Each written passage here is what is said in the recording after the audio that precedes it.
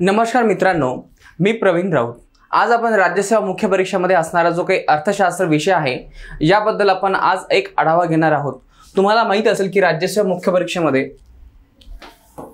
GS 1 2 3 4 आणि GS 4 मध्ये तुम्हाला अर्थशास्त्र हा विषय आहे। आता अर्थशास्त्र हा विषय GS 4 मध्ये असल्यामुळे GS 4 हा जो की पेपर आहे तो अवघड होतो। त्याचं कारण काय?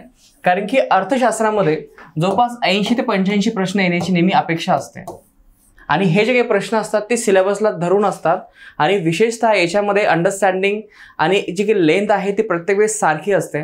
परंतु मुलांना याचा अभ्यास न झाल्यामुळे किंवा त्याची अंडरस्टँडिंग न आल्यामुळे हा जो काही विषय आहे अर्थशास्त्र हा डिफिकल्ट वाटतोय। मित्रांनो, जर तुम्ही राज्यसेवा मुख्य परीक्षेची तयारी करत असाल तर तुम्हाला ह्या अँगलने फोकस करता येईल। परंतु जर तुम्ही राज्यसेवा मुख्य परीक्षेची तयारी करत नाहीये आणि जर तुम्ही राज्यसेवा पूर्वची तयारी करत असाल तरी सुद्धा तुम्हाला हा राज्यसेवा मुख्य परीक्षेचा अभ्यास आणि पूर्व परीक्षेचा अभ्यास एकत्र करून तुम्हाला हा अभ्यास करायचा आहे। कारण की राज्यसेवा पूर्व परीक्षेत जेव्हा तुम्ही पास होता आणि जेव्हा तुम्ही मेन्सला जाता तेव्हा अर्थव्यवस्थेसंदर्भात खूप मोठी भीती असते। कारण की तुम्हाला असं नेहमी वाटत असतं की पूर्व परीक्षा खूप वेगळी आहे आणि मुख्य परीक्षा खूप वेगळी आहे। सिलेबसही वेगळा आहे, पॉईंट सुद्धा वेगळे आहेत। ऑब्व्हियसली पॉईंट थोडेफार वेगळे आहेत पण पूर्णतः वेगळे नाही आहे। जर तुम्हाला प्रॉपर इंटिग्रेटेड अभ्यास करायचा असेल अर्थव्यवस्थेचा तर तुम्हाला पूर्व परीक्षा आणि मुख्य परीक्षा या दोन गोष्टी एकत्र करून ह्या गोष्टींचा अभ्यास करायचा आहे, जेणेकरून तुम्हाला एकदाच प्री आणि मेनचा अभ्यास करता येईल। एक्झॅक्टली हे अशाच प्रकारे लागू होते का याचा एक्झाम्पल किंवा याचा जो आढावा आहे आज आपण या सेशनमध्ये घेणार आहोत। तर लक्षात घ्या, GS 4 ला जवळपास 80 ते 85 प्रश्न येत असतात। तर याच्यामध्ये आपण काल बघितलं विज्ञान तंत्रज्ञानामध्ये जो काही ट्रेंडिंग आहे 40 मार्कांचा तो नेहमी सारखा असतो आणि त्याच प्रकारे जो काही अर्थव्यवस्था किंवा अर्थशास्त्र याला जो काही टॉपिक आहे हा सुद्धा जवळपास सारखाच आहे। 80 ते 85 क्वेश्चन्स 2020 ला सुद्धा एवढेच प्रश्न आले होते, 2021 ला सुद्धा एवढेच प्रश्न असण्याची अपेक्षा आहे। आता हा जो काही विषय आहे अर्थशास्त्र, आता हा अर्थशास्त्र हा विषय समजून घेण्याआधी तुम्हाला काही बेसिक अंडरस्टँडिंग लक्षात घ्यायची। अर्थशास्त्र काही ठिकाणी आपण अर्थशास्त्र हा उल्लेख करतो आणि काही ठिकाणी आपण हा भारतीय अर्थव्यवस्था असा उल्लेख करतो। मग दोन गोष्टींमध्ये फरक काय? मुळात जी काही इकॉनॉमिक्स आहे याला आपण अर्थशास्त्र असं म्हणतो, परंतु ह्या इकॉनॉमिक्सचे दोन प्रकार पडतात। एक आहे मॅक्रो इकॉनॉमी आणि दुसरं आहे मिक्रो इकॉनॉमी। याचा प्रॉपर प्रोनाउन्सिएशन किंवा अंडरस्टँडिंग होण्यासाठी मी याचा उच्चार मिक्रो म्हणजे MICRO करणार आहे आणि ब्रॉड व्ह्यू जो असेल तो आहे मॅक्रो। आता मिक्रोचा अर्थ काय होतो? मिक्रोचा अर्थ होतो की एका व्यक्तीचा अभ्यास करणे, त्याच्यामध्ये असणारी त्याचं बिहेवियर असेल, डिमांड असेल, सप्लाय असेल, प्राइस असेल, ह्या सगळ्यांचा जो काही आढावा आहे पैशांसंदर्भात याचा जो काही संदर्भ असतो तो एका व्यक्ती संदर्भात असतो। म्हणून याच्यामध्ये मिक्रो हा शब्द खूप महत्त्वाचा आहे। याला आपण इंडिव्हिज्युअल इकॉनॉमी असं म्हणतो। परंतु जेव्हा तुम्ही मॅक्रो हा शब्द तुमच्या हातामध्ये येतो तेव्हा याचा अर्थ हा होतो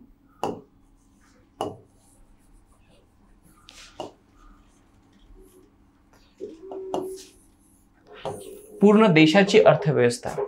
जेव्हा तुम्ही एका देशाची अर्थव्यवस्थेचा उल्लेख करता त्याचा अर्थ हा होतो मॅक्रो। मग देशाची अर्थव्यवस्था म्हणजे काय? तर त्या देशामध्ये असणाऱ्या किमती, GDP, रोजगार, त्याच्यानंतर इन्फ्रास्ट्रक्चर, गव्हर्नमेंट बजेट, ह्या सगळ्या गोष्टी या मॅक्रो इकॉनॉमिक्समध्ये येतात। आणि जेव्हा आपण राज्यसेवा मुख्य परीक्षेचा अभ्यास करतो तर त्याच्यामध्ये आपल्याला प्रामुख्याने मॅक्रो हा शब्द आहे, मिक्रो या शब्दाचा कुठेही उल्लेख नाही आहे। आता मॅक्रो शब्द असताना याच्यामध्ये यांनी दोन प्रकारचे मॅक्रो शब्द वापरले, एक कंप्लीट मॅक्रो आणि दुसरा आहे इंडियन इकॉनॉमी। तो रेफरन्स कसा वेगळा होतो हे आपण या संदर्भात बघूयात।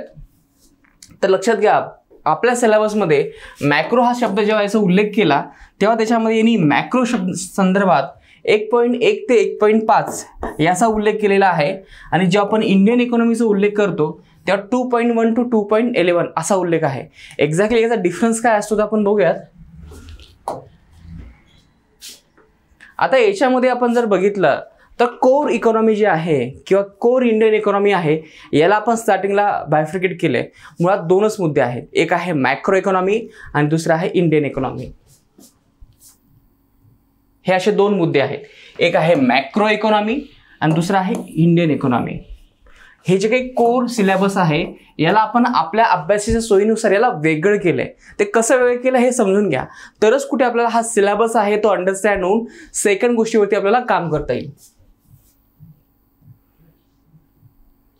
आता जो काही कोर सब्जेक्ट आहे, ह्या कोर सब्जेक्ट मधून आपण दोन गोष्टी बायफ्रेट केल्या. एक आहे तुमचं इंडियन ॲग्रोनॉमिक्स आणि दुसरा जो काही टॉपिक असेल तो आहे फूड अँड न्यूट्रिशन 2.11. ह्या टॉपिकला आपण इथून कम्प्लीट एक्सक्लूड केलेला आहे, काढून टाकलंय. म्हणजे आपल्या हातामध्ये काय राहिले, एक आहे मॅक्रो इकॉनॉमी आणि दुसरं आहे इंडियन इकॉनॉमी. मॅक्रो आणि इंडियन इकॉनॉमी याचा इथे कोणत्याही प्रकारचा इथे उल्लेख नाहीये. आता हे जे काही सिलेबस आहे कोर इकॉनॉमी, तर त्याच्यामध्ये हे अशा प्रकारचे पॉइंट्स आयोगाने डिझाईन केलेत. 1.1 macro economics, growth and development 2.2, 1.3, 2.5 हा आपण टॉपिक एकत्र केलाय. जो त्यांनी 1 मध्ये जो काही टॉपिक सांगितलाय पब्लिक फायनान्स, तो सेम लेवलचा टॉपिक यांनी 2 मध्ये सुद्धा सांगितलेला आहे. याचा डबल कोइन्सिडेंट होऊ नये म्हणून आपण हा टॉपिक इथे एकत्र केला. 1.3 plus 2.5 public finance. Second topic आहे 1.4 प्लस 2.4 मनी. नंतर आहे 1.5 प्लस 2.8 इंटरनॅशनल इकॉनॉमी.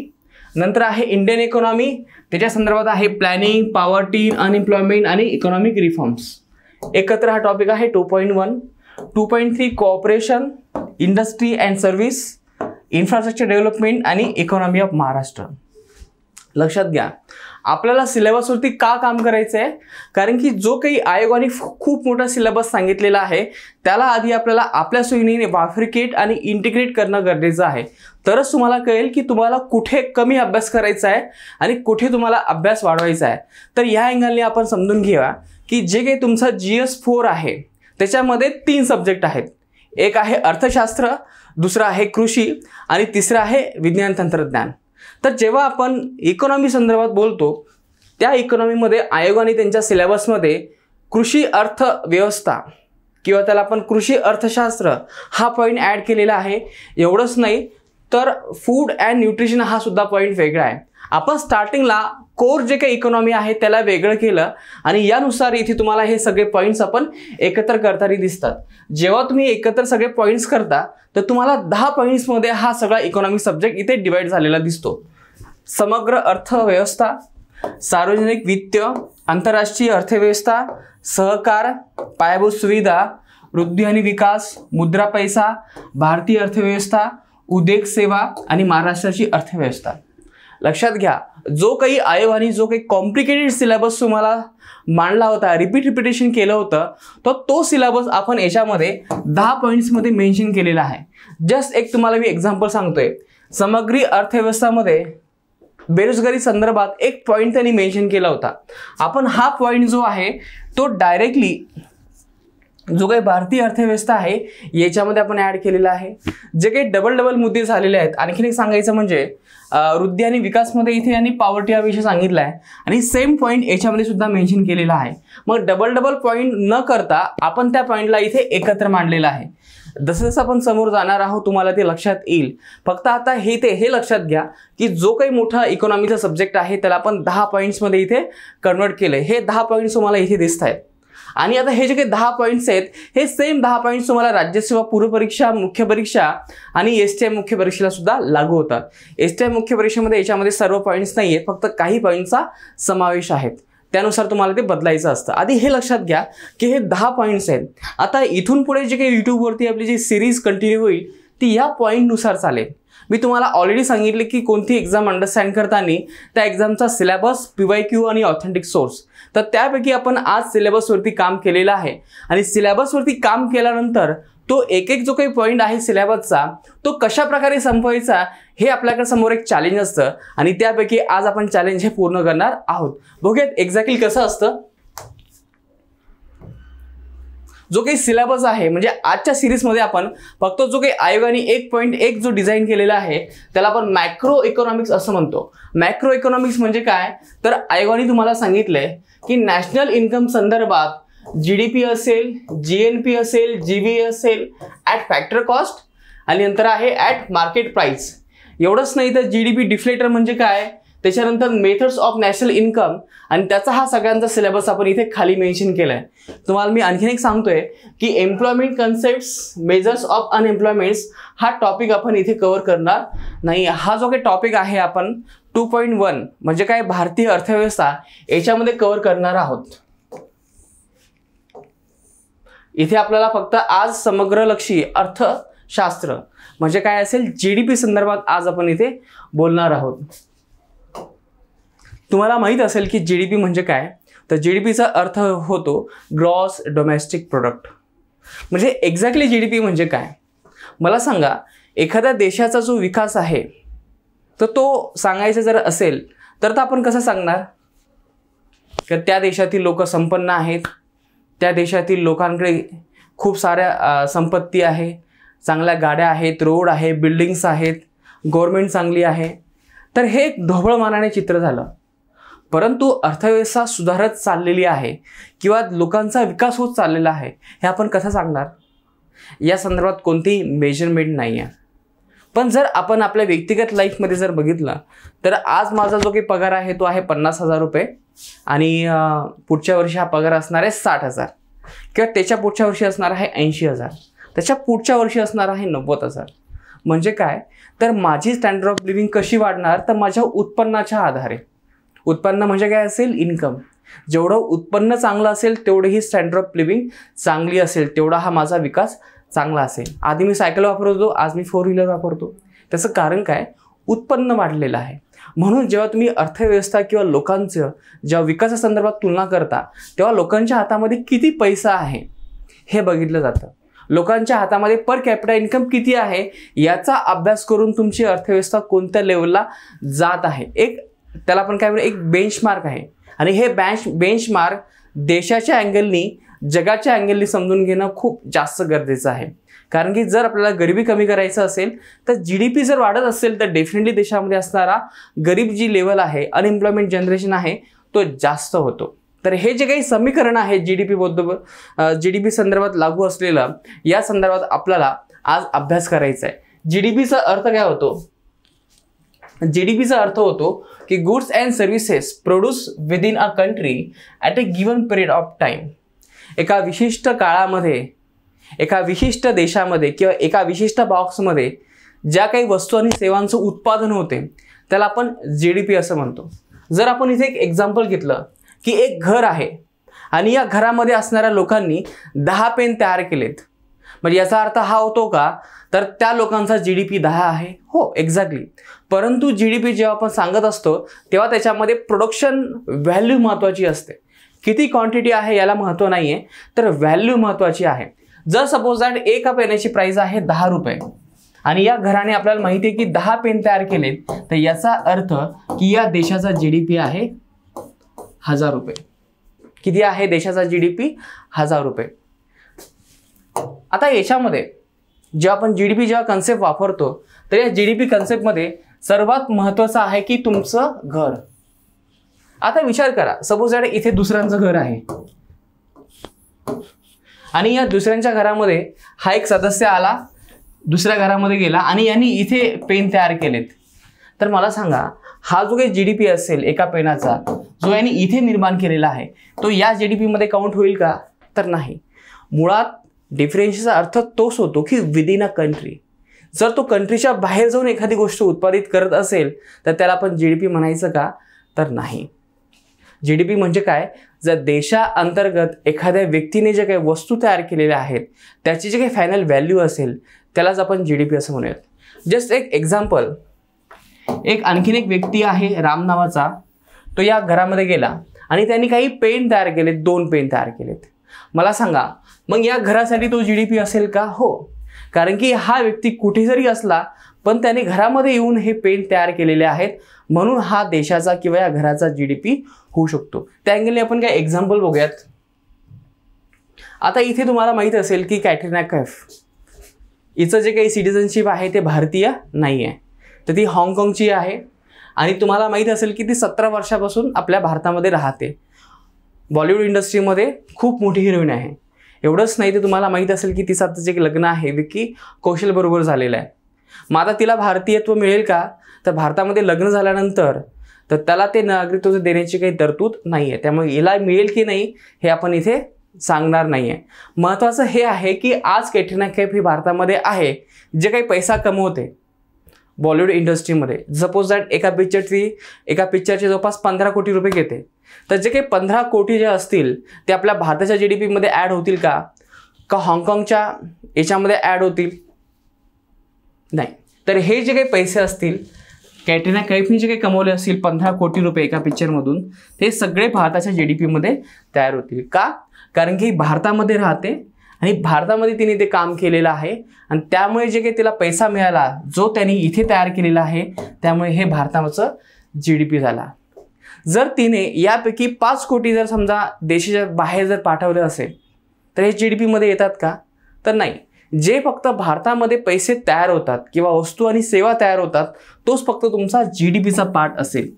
जर एखादे पैसे जर एखाद्या व्यक्तीने जर बाहेर पाठवले असेल तर तो GDPचा पार्ट नाही, तो नॅशनल इन्कमचा पार्ट आहे. ते बघूयात ते कशा प्रकारे ते नॅशनल इन्कमचा पार्ट होऊ शकते.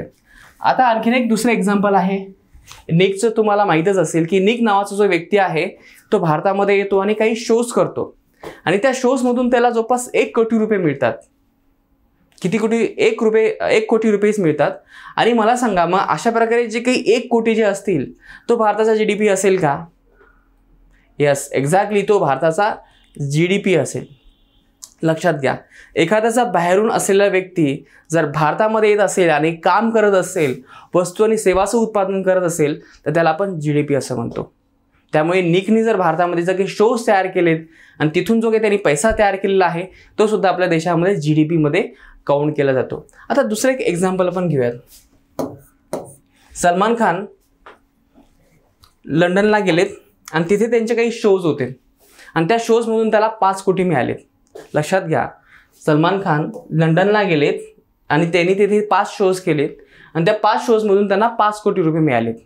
मला सांगा याचा अर्थ हा होतो का तर सलमान खानने जे काही पैसे कमवलेले आहेत ते भारताच्या GDP मध्ये ॲड होतील? नाही. लक्षात घ्या, सलमान खान जरी भारतीय व्यक्ती असेल तरी सुद्धा त्यांनी जो काही पैसा कमवला आहे तो लंडनमध्ये कमवलेला आहे. त्यामुळे त्यांच्या देशाच्या GDP मध्ये हे 5 कोटी ॲड होतील. भारताच्या GDP मध्ये ते काउंट होणार नाही आहे. तर अशा प्रकारे GDP संकल्पना आहे. GDP म्हणजे काय? फक्त देशापुरती. जेव्हा तुम्ही याला बाहेरचा जाणारा आणि आत येणारा म्हणजे देशातून बाहेर जाणारा आणि देशातून आत येणारा जेव्हा तुम्ही हा पैसा प्लस मायनस करता त्यालाच आपण नॅशनल प्रोडक्ट असं म्हणतो.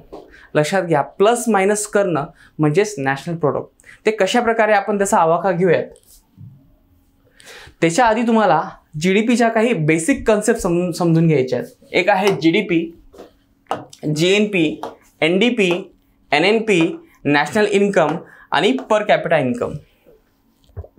सेकंड टर्म्स आहेत constant price, current price, basic price, base year आणि मार्केट प्राइस. ओके, तर ह्या सगळ्या काही कन्सेप्ट आहेत तुम्हाला GDP समजून घेण्यासाठी महत्त्वाच्या आहेत. त्याच्या आधी आपण थोडंसं बॅकमध्ये येऊयात.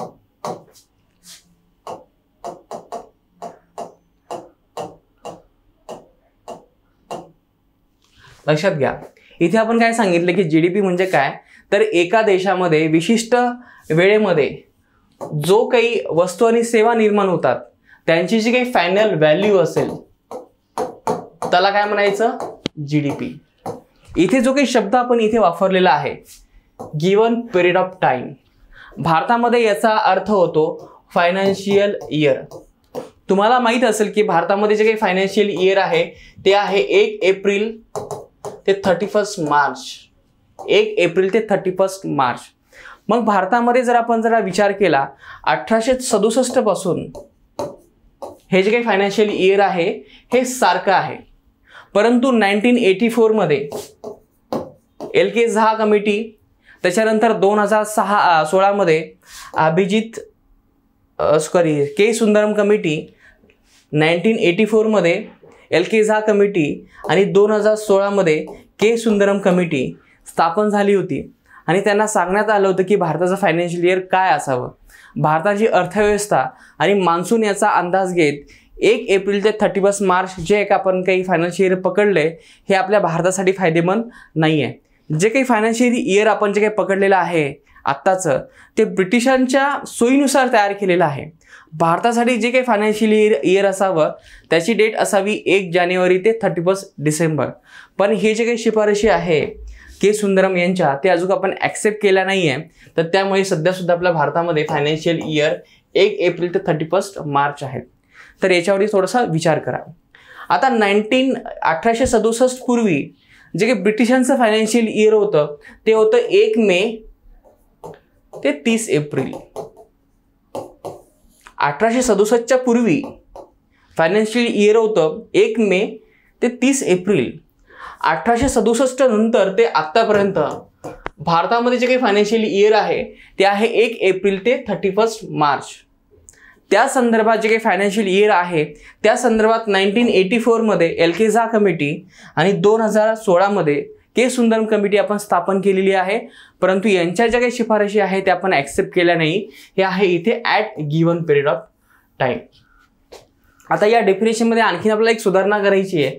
ज्या काही वस्तू आणि सेवा निर्माण होतात एका वर्षामध्ये, आपण बघितलं एकाच घरामध्ये म्हणजे विदिन अ कंट्री, परंतु हे करत असताना ज्या काही वस्तू आणि सेवा आहे त्यांच्या ज्या काही प्राइस आहेत या मार्केट प्राइसनी व्हायला हव्यात.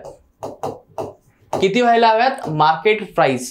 लक्षात घ्या, जेव्हा तुम्ही जीडीपी लक्षात घेता त्याचे 2 प्राइस महत्त्वाचे असतात. एक आहे मार्केट प्राइस आणि दुसरा आहे फॅक्टर कॉस्ट. मार्केट प्राइस आणि फॅक्टर कॉस्टमध्ये काय डिफरन्स आहे हे आपण समजून घेऊयात. हे बघा, हा एक पेन आहे. हा पेन आपण फॅक्टरीमध्ये तयार केला आणि या पेनाची प्राइस आहे फॅक्टरीच्या आतमध्ये ते आहे 10 रुपये. किती आहे? 10 रुपये. म्हणजे जेव्हा हा पेन तयार होतो, जेव्हा हा पेन फॅक्टरीमध्ये असतो तेव्हा याच्यावरती कोणत्याही प्रकारचे टॅक्सेस लागत नाही. जेव्हा हा पेन मार्केटमध्ये येतो तेव्हा याच्यावरती टॅक्सेस लागतात. म्हणजे काय तर फॅक्टर कॉस्ट मध्ये जेव्हा आपण टॅक्सेस ॲड करतो तेव्हा यालाच म्हणतो आपण मार्केट प्राइस. मग आता मार्केट प्राइस म्हणजे काय? जर हा पेन मार्केटमध्ये गेला आणि तुम्ही हा पेन जर विकत घ्यायला गेला तर या पेनाची प्राइस आहे 12 रुपये. किती आहे? 12 रुपये. आणि हे जे काही 12 रुपये असेल यालाच आपण म्हणतो मार्केट प्राइस. मग आता विचार करा, जर तुम्हाला मार्केट प्राइसमधून जर फॅक्टर कॉस्ट जर काढायची असेल तर काय करावं लागेल? जे काही तुम्ही आतापर्यंत टॅक्स दिलेले आहेत त्याच्यातून ते मायनस करायचे. तर याचा अर्थ की तुम्हाला काय मिळतील? Factor cost. तर लक्षात घ्या, भारतामध्ये 2016च्या पूर्वी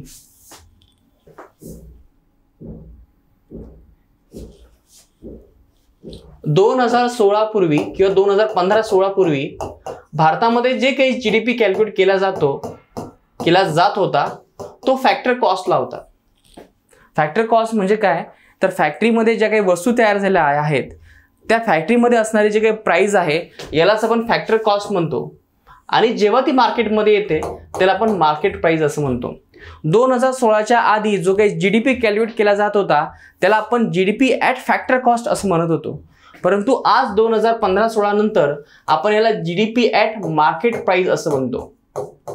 आता मला सांगा, कोणता जीडीपी हा जास्त असेल? जीडीपी ॲट फॅक्टर कॉस्ट की जीडीपी ॲट मार्केट प्राइस? जर आपण याच्यामध्ये जर तुलना केली तर definitely GDP at market price हा जीडीपी जास्त असेल. त्याचं कारण काय? कारण की याच्यामध्ये टॅक्सेस ॲड होतील. हे टॅक्सेस ॲड झाल्यामुळे हा जो काही जीडीपी आहे तो मोठा दिसतोय. जेव्हा याच्यामध्ये जेव्हा चेंजेस केले बीजेपी गव्हर्नमेंटनी तेव्हा त्यांच्यावरती खूप सारे क्रिटिसाइज झालं की गव्हर्नमेंटनी मुद्दामून हे अशा प्रकारे फॅक्टर कॉस्टपासून तर मार्केट प्राइसपर्यंत गेले कारण की त्यांना हे आकडे वाढवायचे होते. तर मुळात तसं नव्हतं. इंटरनॅशनल मार्केटमध्ये जर आपण बघितलं जीडीपी कॅल्क्युलेशन याचा जो काही बेस आहे तो मार्केट प्राइस होता आणि आपल्या भारतामध्ये जे जीडीपी बेस होता तो फॅक्टर बेस होता. ही जी काही तफावत आहे ही असल्यामुळे एक्झॅक्टली भारतीय अर्थव्यवस्थेचे जे काही आकलन आहे जीडीपी संदर्भात ते न होत असल्यामुळे सरकारने जीडीपी ॲट मार्केट प्राइस हे डिनॉमिनेशन पकडलं. आता लक्षात घ्या, जेव्हा आपण हे डिनॉमिनेशन्स पकडले तर याच्यामध्ये आणखीन एक फॅक्टर ॲड होतो त्यालाच आपण करंट प्राइस असं म्हणतो. करंट प्राइस म्हणजे काय तर आज ज्या काही बाजार किमती आहेत या बाजार किमतीवरती काढलेला जो काही जीडीपी आहे त्याला आपण करंट मार्केट प्राइस असं म्हणतो. Current market price, current market price. आणि हा जो काही करंट मार्केट प्राइस आहे यालाच आपण नॉमिनल जीडीपी असं म्हणतो. काय म्हणतो आपण याला? Nominal GDP. करंट प्राईजमध्ये म्हणजे आताच्या वर्षामध्ये जे काही मार्केट प्राईज आहे एका पेनाची, सपोज दॅट आज 2020 आहे, या 20 मध्ये या पेनाची प्राईज आहे 15 रुपये. 15 रुपये जे काही प्राईज आहे या पेनाची, त्यालाच आपण हा 15 रुपये जो आहे याला आपण नॉमिनल जीडीपी असं म्हणतो. जस्ट इमॅजिन करा की 2020 मध्ये 10 पेन तयार झालेत आणि आतानुसार या पेनाची प्राईज आहे 15 रुपये. म्हणजे याचा अर्थ की जीडीपी किती आहे? 150 रुपये. आता इमॅजिन करा, जेव्हा तुम्ही नॉमिनल जीडीपी म्हणता तेव्हा त्याच्यामध्ये करंट प्राइस जी असेल ती मार्केट बेसला कॅल्क्युलेशन करून आपण नॉमिनल जीडीपी काढतो. जर आपण बेस पकडला 2011 मध्ये, तर याचा अर्थ हा होतो की 2011 मध्ये या पेनाची मार्केट प्राइस किती होती? जस्ट इमॅजिन, ती होती 12 रुपये. किती होती? 12 रुपये. आणि 2020 मध्ये जर आपण बघितलं तर या पेनाची प्राइस किती आहे? 15 रुपये. आपण अंडरस्टँड करण्यासाठी आपण याचं जे काही प्रोडक्शन्स आहे ते 10 पकडूयात. 2020 मध्ये जे काही प्रोडक्शन झालं ते आहे 10 आणि याचा जीडीपी आहे 150. परंतु आपण 2011 मध्ये जर आपण याचा बेस इयर पकडला तर याची प्राइस आहे 12 रुपये आणि क्वांटिटी आहे 10 रुपये, 120 रुपये. तर लक्षात घ्या, मला इथे हे सांगायचं आहे की जर तुमचा जीडीपी एका फिक्स वर्षाला जर आपण निर्धारित केला असेल तर त्या फिक्स वर्षाला निर्धारित असणाऱ्या ज्या काही प्राइस आहेत या प्राइस आहेत आणि 2020 ला ज्या काही क्वांटिटी आहे पेनाच्या यांच्याबरोबर याचा गुणाकार केला जातो आणि जो काही गुणाकार केला जातो, जी काही ॲडजस्टमेंट आहे, यालाच आपण रिअल जीडीपी असं म्हणतो. तुम्हाला लक्षात आलं नसेल तर आपण पुन्हा एकदा बघूयात. थोडीशी कॉम्प्लिकेटेड प्रोसेस आहे. पुन्हा एकदा आपण बघूयात. 2020 मध्ये पेन आपण तयार केले 20 आणि याची प्राइस आहे 15 रुपये. आणि 2011 हे बघा, आपण जेव्हा जीडीपी कॅल्क्युलेशन्स करतो त्याच्यासाठी आपण एक बेस इयर पकडतो. हा पण इथे बेस इयर 2011 पकडलेला आहे. 11 मध्ये आपण जे काही पेन तयार केले ते पेन तयार केले आपण 15, पण याची जी काही प्राइस होती ती होती 10 रुपये. आता मला सांगा 2011 मध्ये जो काही जीडीपी आहे तो किती असेल? 150 रुपये. आणि 2020 मध्ये हा पेन किती असेल? जवळपास 300 रुपये. 2011 मध्ये जीडीपी असेल 150 रुपये आणि 2020 मध्ये हा जीडीपी असेल 300 रुपये. क्लिअर आहे इथपर्यंत? आता जो काही दुसरा पर्स्पेक्टिव्ह आहे, 2020 मध्ये करंट प्राइस मार्केट प्राइसला जो काही जीडीपी काढला याला आपण 300 रुपये, याला आपण नॉमिनल जीडीपी असं म्हणूया. किती आहे नॉमिनल जीडीपी? 300 रुपये. हा जर आपण नॉमिनल जीडीपीला जर आपण याला रिअल जीडीपी मध्ये जर कन्वर्ट करायचं असेल तर काय करावं लागेल? खूप सोपं आहे बघा. जो काही बेस इयर आहे या बेस इयरला जे काही प्राइस आहे पेनाची ती किती आहे? जवळपास 10 रुपये. आणि क्वांटिटी किती आहे 2020 ची? ती आहे जवळपास 20 क्वांटिटी. खऱ्या अर्थाने 10 रुपये 2011 ची प्राइस आहे मार्केट प्राइस आणि 20 रुपये जी आहे ती क्वांटिटी आहे 2020 ची. यानुसार जर आपण जीडीपी बघितला, रिअल जीडीपी बघितला, तो आहे 200 रुपये. क्लिअर आहे? 2020 ला काढलेला जीडीपी आहे 300 रुपये आणि 2011च्या बेसवरती काढलेला जो काही रिअल जीडीपी आहे तो आहे 200 रुपये. सॉरी, इथे आहे 300 रुपये आणि इकडे आहे 200 रुपये. म्हणजे याचा अर्थ हा होतो की जर रिअल जीडीपी हा कमी आहे आणि नॉमिनल जीडीपी जास्त असेल तर याचा अर्थ हा होतो की मार्केटमध्ये इन्फ्लेशन वाढलेलं आहे. मुळात आधी तुम्ही हे लक्षात घ्या की रिअल जीडीपी आपण का काढतो? रिअल जीडीपी काढण्याचं सर्वात महत्त्वाचं कारण हे की जे काही इन्फ्लेशन ॲड झालेलं आहे हे विदाऊट इन्फ्लेशन प्रोडक्शन किती वाढलेलं आहे या सगळ्यांचं कॅल्क्युलेशन आपण रिअल जीडीपीमध्ये करत असतो. तर मित्रांनो, ही जे काही कन्सेप्ट आहे ह्या कन्सेप्ट तुम्हाला एका क्षणात क्लिअर होणार नाही. तुम्हाला ह्या हळूहळू क्लिअर व्हायच्यात. हळूहळू तुमच्या हे लक्षात येईल की काय आहे एक्झॅक्टली. आता जी काही सेकंड टर्म आहे, जीडीपी पासून आपण याला जीएनपी मध्ये कन्वर्ट कसं करतो किंवा जीडीपी पासून याला आपण एनडीपी मध्ये कन्वर्ट कसं करतो? आधी लक्षात घ्या, ग्रॉस पासून आपल्याला नेट मध्ये कन्वर्जन करायचं आहे. याचा अर्थ काय होतो? आपण मशिनरीज तयार केलेल्या आहेत, या मशिनरीज वापरलेल्या आहेत, या मशिनरींची नेहमी चेंज होत असते, डिप्रिशिएशन होत असते आणि डिप्रिशिएशन सुद्धा आपल्याला जीडीपी मधून मायनस करावं लागेल आणि म्हणून या अर्थाने आपण जीडीपी मधून जेव्हा आपण डेप्रिसिएशन मायनस करतो तेव्हा त्याला आपल्याला नेट असं म्हणायचं. जस्ट एक इमॅजिन करा, आपल्या देशामध्ये 100 रुपये हा आपला जीडीपी आहे. हे पेन तयार केले आपण आणि याच्यासाठी आपल्याला 10 रुपये आपला डेप्रिसिएशन आहे. म्हणजे खऱ्या अर्थाने आपल्या देशामध्ये जीडीपी किती आहे? 100 रुपये. पण जर आपण एनडीपी बघितला तर तो किती असेल? 90 रुपये.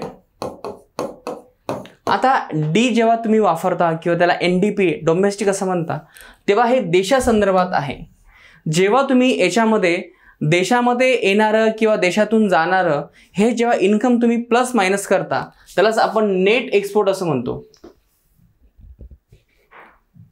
काय म्हणतो आपण? Net export. नेट एक्सपोर्ट म्हणजे काय? जस्ट इमॅजिन करा की निक नावाच्या व्यक्तीने या वर्षामध्ये 5 कोटी त्याच्या देशामध्ये पाठवले आणि सलमान खाननी आपल्या देशामध्ये जवळपास 4 कोटी पाठवलेत. हे आले प्लस मध्ये आणि हे आहे आपले मायनस मध्ये. मग मला सांगा नेट एक्सपोर्ट किती असेल? हा नेट एक्सपोर्ट हा मायनस मध्ये असेल. इमॅजिन करा की आपल्या देशाचा जो काही जीडीपी आहे तो आहे 100 करोड रुपये आणि जर तुम्हाला जीडीपी पासून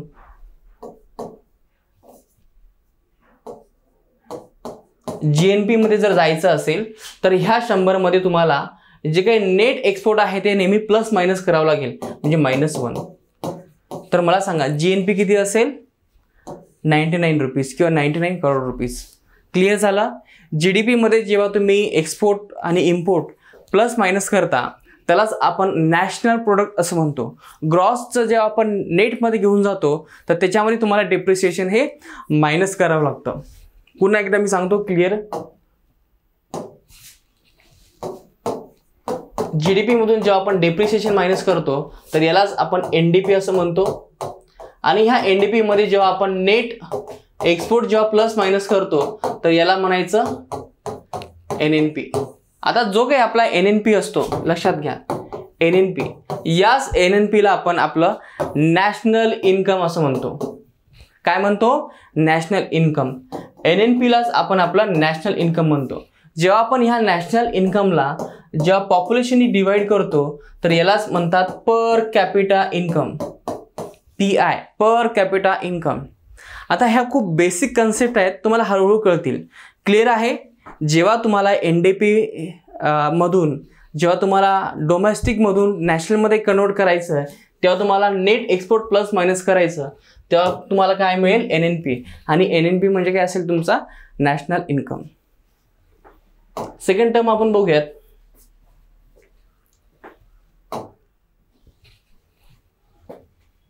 सेकंड जी काही टर्म आहे तुम्हाला लक्षात आलं असेल की कॉन्स्टंट प्राइस म्हणजे काय?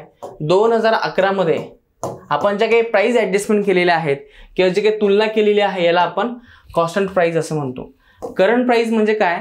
आता जे काही आपण मार्केट प्राइस मध्ये कॅल्क्युलेशन्स केलेलं आहे त्याला आपण करंट प्राइस असं म्हणतो. बेस इयर म्हणजे काय? जो काही इयर आपण कन्सिडर केला कॉन्स्टंट इयरसाठी त्याला आपण बेस इयर असं म्हणतो आणि जे काही करंट प्राइस आहे यालाच आपण मार्केट प्राइस म्हणतो. आता तुम्हाला प्रश्न पडला असेल की सर बेसिक प्राइस म्हणजे काय? तर बेसिक प्राइसचा अर्थ हा होतो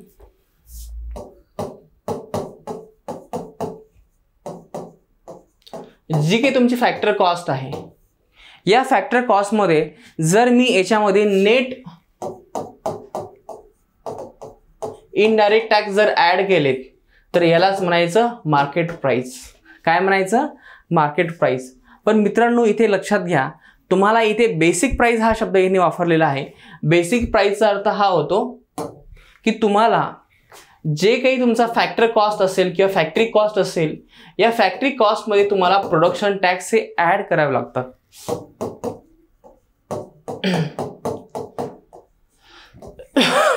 प्रोडक्शन टॅक्स म्हणजे काय?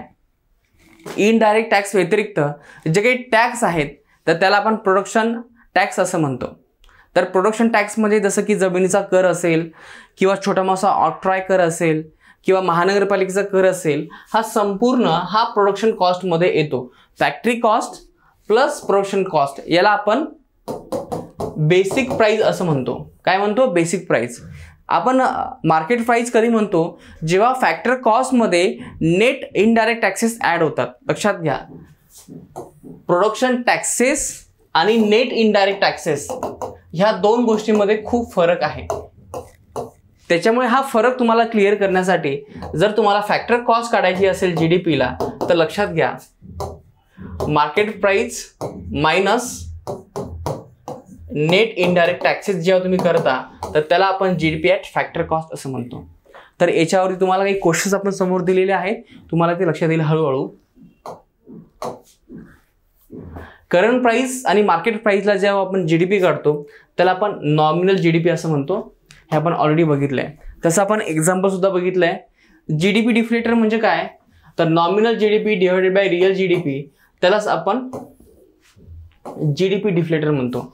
जर हा 1% पेक्षा जास्त असेल तर याचा अर्थ हा होतो की मार्केटमध्ये इन्फ्लेशन आहे आणि या इन्फ्लेशनमुळेच जीडीपी वाढलेला आहे. क्लिअर आहे. आता जेव्हा हा आपण रिअल जीडीपी आणि नॉमिनल जीडीपी मध्ये जेव्हा कंपॅरिझन करतो तेव्हा याचा अर्थ हा होतो की आपण व्हॅल्यूम संदर्भात कंपॅरिझन करतो. व्हॅल्यूम म्हणजे काय, तर 2011 मध्ये जे काही मार्केट प्राइस आहे आणि 2020 मध्ये जे काही प्रोडक्शन्स आहे याचा आपण गुणाकार करतो आणि जे काही गुणाकार येतो तो तुमचा असतो रिअल जीडीपी. म्हणजे रिअल जीडीपी हे काय तुम्हाला डिपेंड करते की क्वांटिटी किती वाढलेली आहे 2011च्या तुलनेमध्ये. प्राइस जर असेल तर तुम्हाला कळणार नाही, कारण की प्राइसमध्ये फ्लक्च्युएशन येते बिकॉज ऑफ इन्फ्लेशन्स. क्लिअर आहे. तर इथे आपण एक्झाम्पल देण्याचा प्रयत्न केलाय. ओके. तर सेम जे मी आतापर्यंत सांगत होतो तेच आहे. डोमेस्टिक टू नॅशनल मध्ये जर तुम्हाला कन्वर्ट करायचं असेल तर इथे तुम्हाला नेट एक्सपोर्ट तुम्हाला प्लस मायनस करावे लागतील तर तुम्हाला मिळेल नॅशनल, जसं की जीडीपीचं जीएनपी मध्ये. ओके.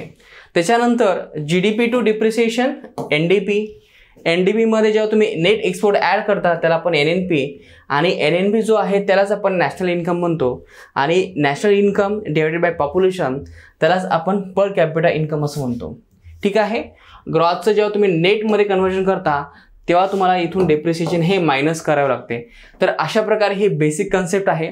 आतापर्यंत आपण जीडीपी म्हणजे काय, GDP at constant price, market price, basic price, current price ह्या सगळ्या गोष्टींचा आढावा गेला. जर तुम्हाला ह्या गोष्टी कळायला नसतील तर परत एकदा हा व्हिडिओ बघा जेणेकरून तुम्हाला हे क्लिअर होईल, कारण की ह्या गोष्टी तुमच्या क्लिअर झाल्याशिवाय जो काही राज्याच्या मुख्य परीक्षा आहे 1.1 हा तुम्हाला समजणार नाहीये. Okay. GDP at constant price at market price. जेव्हा आपल्या देशामध्ये आपण जीडीपी हा शब्द जेव्हा वापरतो, तुम्हाला माहीत असेल की 2020-21 मध्ये आपला जो काही जीडीपी आहे तो जवळपास 135 लाख करोड आहे. किती आहे, 135 लाख करोड. तर हा जो काही 135 लाख करोड जो काही जीडीपी आहे याचा अर्थ काय होतो हे तुम्हाला आता समजून घ्यायचं आहे. मी तुम्हाला ऑलरेडी सांगितलं की जीडीपी जो काही आहे तो मार्केट प्राइसला काढला जातो. मग मला सांगा, आज 2021ला असणाऱ्या मार्केट प्राइस म्हणजे जीडीपी आहे का, तर नाही.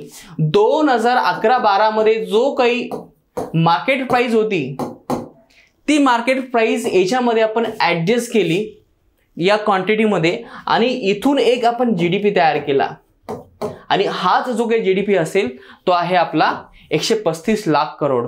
म्हणून GDP at constant price at market price हा उल्लेख आहे. जर आपण हे 2016च्या जर आधी बघितलं असतं तर इथे असतं factor cost. GDP at constant price at factor cost. आता तुमच्या एक लक्षात यायला हवं की कॉन्स्टंट प्राइस म्हणजे काय, तर बेस इयरच्या ज्या काही प्राइजेस असतात त्याला आपण कॉन्स्टंट प्राइस असं म्हणतो. मग आता तुमच्या डोक्यामध्ये प्रश्न हा पडला असेल की बेस इयर म्हणजे काय, त्याला आपण स्थिर वर्ष असं म्हणतो. जी काही इकॉनॉमी आहे या इकॉनॉमीमध्ये नेहमी फ्लक्च्युएशन असतात, बिझनेस सायकल्स असतात, जीडीपी मागे पुढे असतो, अर्थव्यवस्था मागे पुढे असतं. त्यामुळे स्टेबल कधी अर्थव्यवस्था हे सांगणं खूप डिफिकल्ट आहे. आणि तुम्हाला माहित असेल की जर दोन व्यक्तींमध्ये जर तुलना करायची असेल तर आपण काय सांगणार की ए ची हाईट बी पेक्षा जास्त आहे. म्हणजे आपण काहीतरी इथे बेस पकडलेला आहे. हा उंच आहे, हा ठेंगणा आहे, याचा आपण बेस तयार केला. सीचा जर विचार केला तर सी पेक्षा ए खूप मोठा आहे पण बी पेक्षाही मोठा आहे. म्हणजे काय तर तुलना केली. याच अर्थाने जेव्हा आपण जीडीपी जेव्हा तुलना करतो तेव्हा आपल्या national income committee national income committee. National income कमिटीने काय केलं होतं 1948 मध्ये PC महालनोबिस यांच्या अंतर्गत ही समिती स्थापन झाली होती. याचे अध्यक्ष होते विके राव आणि दुसरे आहेत आपले विके राव आणि दुसरे कोण होते गाडगीळ. तर हे अध्यक्ष होते, हे सदस्य होते आणि अध्यक्ष होते महालनोबिस. तर यांच्या अंतर्गत जी काही कमिटी स्थापन केली त्यांनी सांगितले की पहिलं जे काही आपलं कॉन्स्टंट इयर असेल किंवा बेस इयर असेल ते असेल 1948 1949. यानुसार नंतरचा GDP कॅल्क्युलेट केला आणि यालाच आपण पहिली शृंखला असं म्हटलं. दुसरी जी शृंखला आहे ती आहे 1960 1961. तिसरी शृंखला आहे 1970 1971. चौथी शृंखला आहे 1980 1981. पाचवी शृंखला आहे 1993 1994. नंतर आहे सहावी शृंखला आहे 2000. नंतर आहे सातवी शृंखला 2004-5 आणि आज आपण जे काही शृंखला बघतोय ही शृंखला आहे 2011.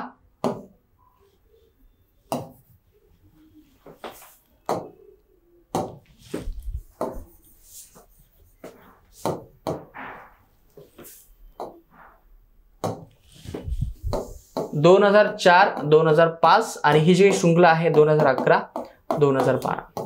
तर मित्रांनो आतापर्यंत आपल्या भारतामध्ये 8 प्रकारच्या ज्या काही शृंखला आहेत त्या तयार झालेल्या आहेत आणि आज आपण जे काही शृंखलानुसार GDP काढतो याला 8वी शृंखला अशी म्हणतो आणि याचा जो काही बेस इयर आहे तो आहे 2011 आणि 2012. मग मला सांगा कोणकोणत्या गोष्टींचा जो काही बेस इयर आहे तो आहे 2011-12. त्याच्यामध्ये आपण WPI सांगू शकतो, WPI सांगू शकतो. नंतर आहे IIP. मग आता मला सांगा CPI बेस इयर काय आहे तो आहे 2012. असा फरक काय असेल? या सगळ्यांचा जो काही बेस इयर आहे तो 2011-12 आहे आणि याचा जो काही बेस इयर आहे तो 2012. याचं कारण काय असेल तुम्ही मला कमेंट बॉक्समध्ये सांगा. हे लक्षात आलं तुम्हाला? GDP at constant price at market price हा 145 आणि आज जो आहे तो 135 लाख करोड. तर याच्यानुसार आपण जर मायनस केलं 145 - 135 डिवाइड बाय 145 तर हा आपला मायनसमध्ये जातो. जवळपास 7.3% हा आपला मायनसमध्ये जातो. तर मित्रांनो GDP ग्रोथ रेट म्हणजे काय तर एका वर्षामध्ये दुसऱ्या वर्षामध्ये किती GDP वाढलेला आहे संख्येनुसार या सगळ्यांचं कॅल्क्युलेशन म्हणजे असेल आपला GDP ग्रोथ रेट. तर मित्रांनो आपण इथे जे ऑलरेडी बेसिक प्राइस म्हणजे काय, फॅक्टर कॉस्ट म्हणजे काय तर हे सगळं ऑब्झर्व केलंय, अंडरस्टँड केलंय. तर मी इथे परत सांगण्याचा प्रयत्न केला. बेसिक प्राइस म्हणजे काय तर प्रोडक्शन टॅक्सेस मायनस सबसिडी याला आपण बेसिक प्राइस असं म्हणतो. मग बेसिक प्राइस आणि फॅक्टर कॉस्ट एक आहे का तर नाही. फॅक्टर कॉस्ट आणि बेसिक प्राइस ह्या पूर्णतः गोष्टी वेगळ्या आहेत. कारण की फॅक्टर कॉस्टमध्ये तुम्हाला नेट इनडायरेक्ट टॅक्सेस यांचा समावेश होतो परंतु बेसिक प्राइसमध्ये प्रोडक्शन टॅक्सेसचा समावेश होतो. तर हे थोडं इथे लक्षात घ्या.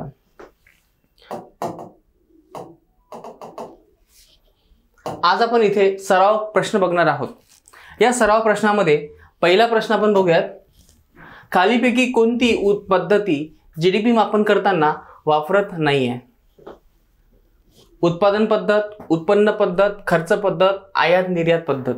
तर हा क्वेश्चन बघण्याआधी आपण थोडंसं GDP कॅल्क्युलेशन करण्यासंदर्भात 3 मेथड्स आहेत. एक आहे प्रोडक्शन, दुसरं आहे उत्पन्न आणि तिसरं एक्सपेंडिचर्स. या सगळ्यांचा आपण आढावा घेऊयात.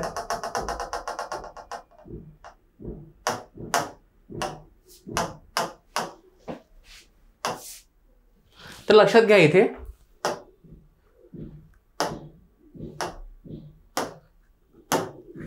तर जे काही मेथड्स आहेत त्या 3 प्रकारच्या मेथड्स आहेत. एक आहे प्रोडक्शन, दुसरा आहे इन्कम आणि तिसरा असेल आपला एक्सपेंडिचर्स. तर ह्या 3च पद्धती आहेत. नॅशनल इन्कम कमिटी 1948 मध्ये जी काही स्थापना झालेली आहे या कमिटीने फक्त 2च आपल्याला मेथड सांगितल्यात. कोणत्या असतील त्या? एक आहे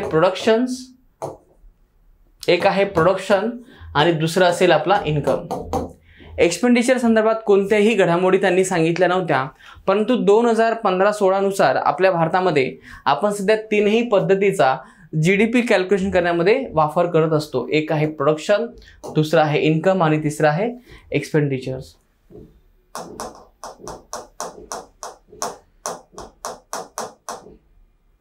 तर हा जो काही प्रश्न आहे त्यानुसार आपण इथे डिझाईन केलाय. तर या प्रश्नाचं उत्तर असेल उत्पादन पद्धती, उत्पन्न पद्धती आणि खर्च पद्धती. अ, क आणि ड. अ, क आणि ड.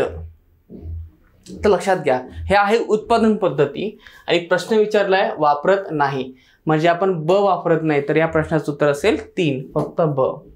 सेकंड क्वेश्चन बघूयात. समजा 2020 मध्ये उपभोग खर्च 12 कोटी, गुंतवणूक खर्च 8 कोटी व शासनाने प्रकल्पांवर 10 कोटी खर्च केले असता निर्यात 5 कोटी आहे आणि आयात 6 कोटी आहे.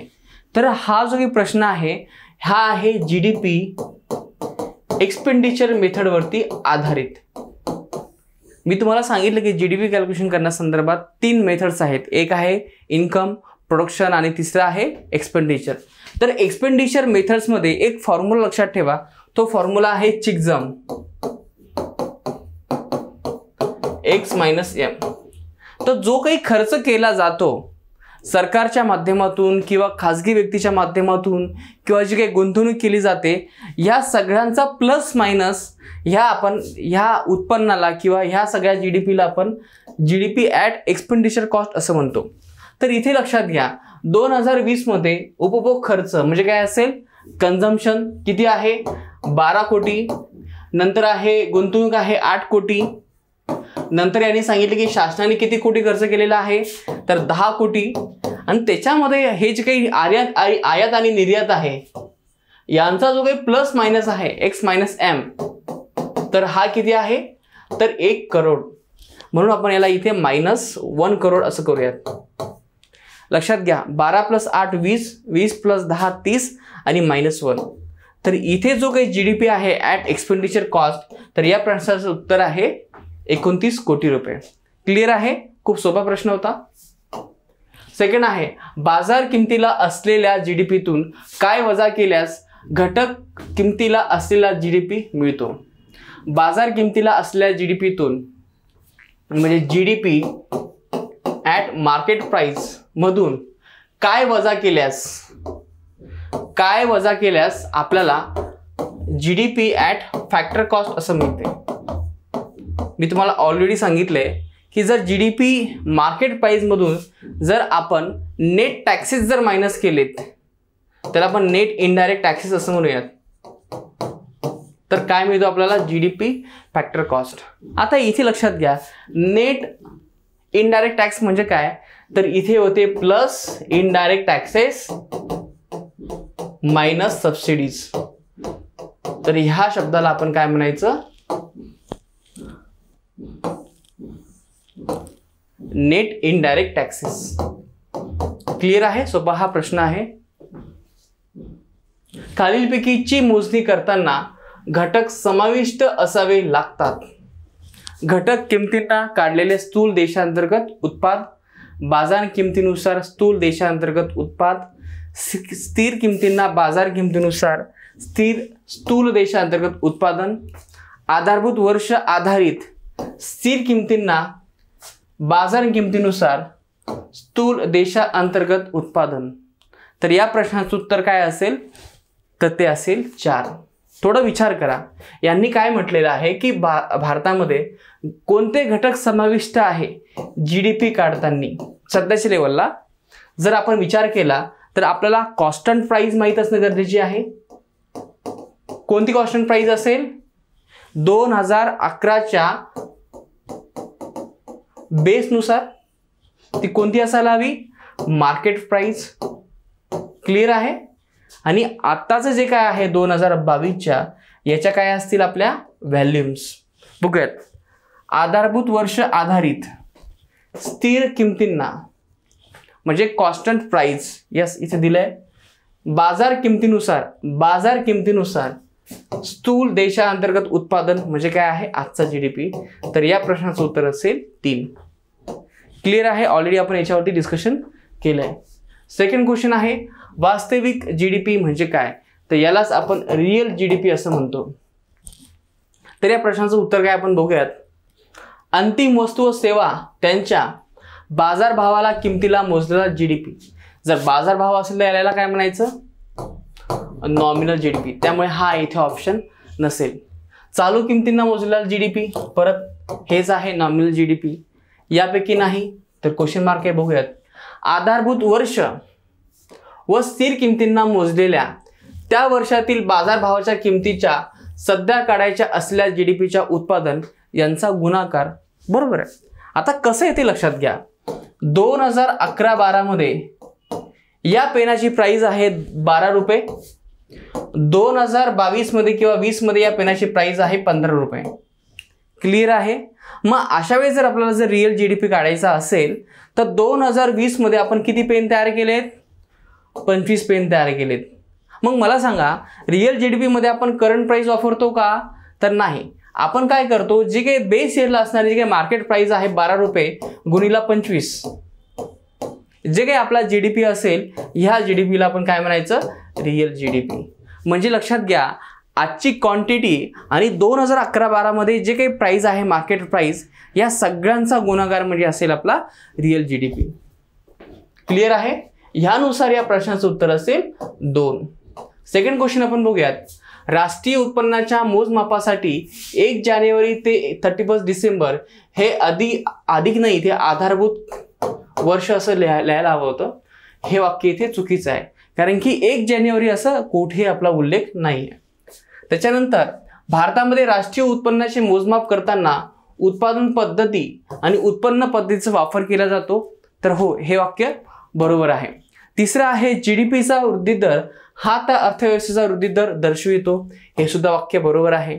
भारतामध्ये ब्रिटिश काळापासूनच ट्रिक्स आहे स्ट्रॉंग स्टेटमेंट म्हणजे हे वाक्य चुकीचं असायला हवं. 1 जानेवारी ते 30 मार्च हे आर्थिक वर्ष होते, तर चुकीचं आहे. भारतामध्ये 1867 पासून तर जवळपास आज 2022 पर्यंत जे काही फायनान्शियल इयर आहे ते आहे 1 एप्रिल ते 31 मार्च. त्यामुळे हे सुद्धा वाक्य चुकीचं आहे. मग कोणतं वाक्य बरोबर आहे, हे वाक्य चुकीचं आहे. ड सुद्धा चुकीचं आहे. अ आणि ड चुकीचं आहे. अ आणि ड. कोणतं वाक्य बरोबर आहे, तर ब आणि क वाक्य बरोबर आहे. तर यानुसार या प्रश्नाचं उत्तर असेल 3. भारतीय अर्थव्यवस्थेमध्ये राष्ट्रीय उत्पन्न म्हणजे काय, घटक किमतींना सांगितलेले NNP. लक्षात घ्या आपल्या भारतामध्ये आपण जेव्हा जीडीपी सांगत असतो तेव्हा मार्केट प्राइसनी सांगत असतो. जीडीपी मार्केट प्राइसने. पण जेव्हा तुम्ही याला नॅशनल इन्कम असं म्हणता तेव्हा तो नेहमी फॅक्टर कॉस्टला सांगितला जातो. कशाला सांगितला जातो, फॅक्टर कॉस्टलाच. आता ते का फॅक्टर कॉस्टला सांगितलं जातो, तर याचं कारण आहे की 2015-16 मध्ये आपण जे काही चेंजेस केलेले आहेत ते चेंजेस आपण नॅशनल इन्कम संदर्भात केले नाही. त्यामुळे आज सुद्धा नॅशनल इन्कम हे फॅक्टर कॉस्टलाच काढले जातं. त्यामुळे या प्रश्नाचं उत्तर असेल फॅक्टर किमतींना सांगितलेला NNP. क्लिअर आहे. सेकंड क्वेश्चन आपण बघूयात. हरित जीडीपी म्हणजे काय, तर जो काही एन्व्हायरमेंटल लॉस आहे तर त्या जीडीपी मधून मायनस करणं एन्व्हायरमेंटल लॉस, तर त्यालाच आपण हरित जीडीपी असं म्हणतो. हा काय हरित जीडीपी आहे 2016 मध्ये चीननी काढला होता, परंतु 2007 मध्ये हा यांनी जीडीपी काढणं बंद केलं. त्याचं कारण काय, तर जवळपास 3% जीडीपी त्यांना कमी दिसला. त्यामुळे भारतामध्ये चीनमध्ये हा जो काही हरित जीडीपी आहे त्यांनी काढायला बंद केलाय. भारतामध्ये 2011 मध्ये आपण जे काही कमिटी स्थापन केली तर कमिटीचं नाव होतं पार्थ दासगुप्ता कमिटी. यानुसार आपण भारतामध्ये कशा प्रकारे आपण हरित जीडीपी लागू करू शकतो या संदर्भात ही कमिटी स्थापन केली होती, पण या संदर्भात कोणतेही अहवाल अजून सादर झाले नाहीये. तर ह्या सेम अँगलने आपण हा क्वेश्चन डिझाईन केला आणि या प्रश्नाचं उत्तर असेल 3, पार्थ दासगुप्ता कमिटी. त्याच्यानंतर हा एक क्वेश्चन आहे टॅक्स टू जीडीपी रेशो. हा आपण इथे डिस्कस करणार नाहीये. फक्त सांगण्याचा उद्देश आहे की भारतामध्ये जीडीपी हा जो काही टॉपिक आहे तो अर्थव्यवस्थेचा बेस आहे आणि हा बेस तुम्हाला समजून घेणं गरजेचं आहे. कारण की जर तुम्हाला हा बेस लक्षात आला तर जो काही राज्याच्या मुख्य परीक्षा आहे पॉईंट 1.1 हा तुम्हाला पूर्णतः लक्षात येईल. आज आपण जीडीपी म्हणजे काय, त्याचे constant price, base price, current price हे काय असतात, प्लस जीव्हीए काय आहे अजून बघितलं नाही आपण, ते नेक्स्ट लेक्चरमध्ये बघणार आहोत. आज जे काही आपण बेसिक गोष्टी बघितल्या या संदर्भात हे तुम्हाला आज समजून घ्या.